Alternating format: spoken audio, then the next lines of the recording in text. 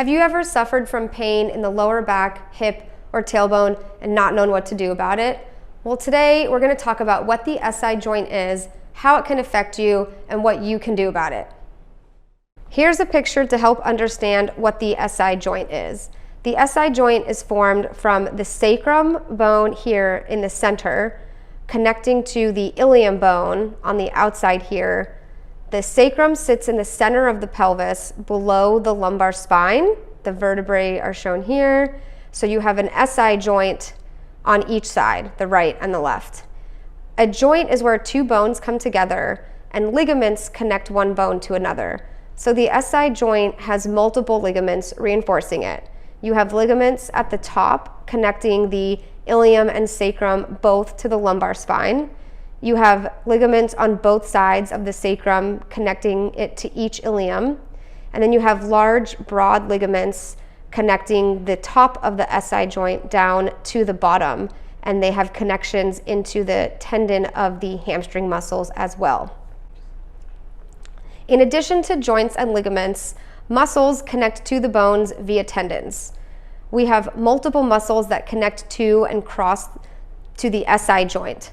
And muscles contracting and pulling on the bones is how we move our joints and move our bodies. The superficial muscles of the SI joint, we have here the glute muscle, the glute max at the bottom, which has connections up to the sacrum and ilium. The large triangular white area is the thoracolumbar fascia, which connects to the spine here in the center and a large muscle of the trunk, the latissimus dorsi. Underneath or deep to the thoracolumbar fascia, we have the vertical muscles along the spine, the erector spinae muscles, also known as the paraspinal muscles. Deep to those paraspinal muscles, there's the multifidus muscle connecting to the vertebrae in the back as well as the sacrum. Deep to the glute max muscle that was mentioned earlier, there's the ever infamous piriformis, which connects from the sacrum out to the thigh bone or femur. And then we have the hamstring muscle. This is the lateral or outer hamstring muscle known as the bicep femoris, and its tendon originates from fibers of that ligament in the SI joint, the sacrotuberous ligament, as well as from the bone of the pelvis, the sit bone.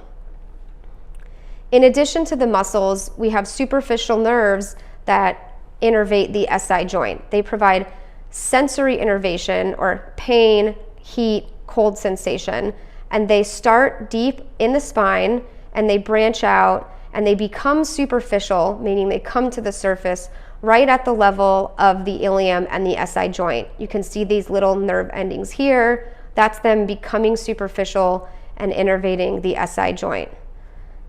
As you can see here, they're not visible right until the glute region, the SI joint, and they can even branch around to around this ilium to the side and the front of the hip. The SI joint functions to dissipate forces from the lower limbs to the trunk, storing energy in the ligaments and absorbing shock.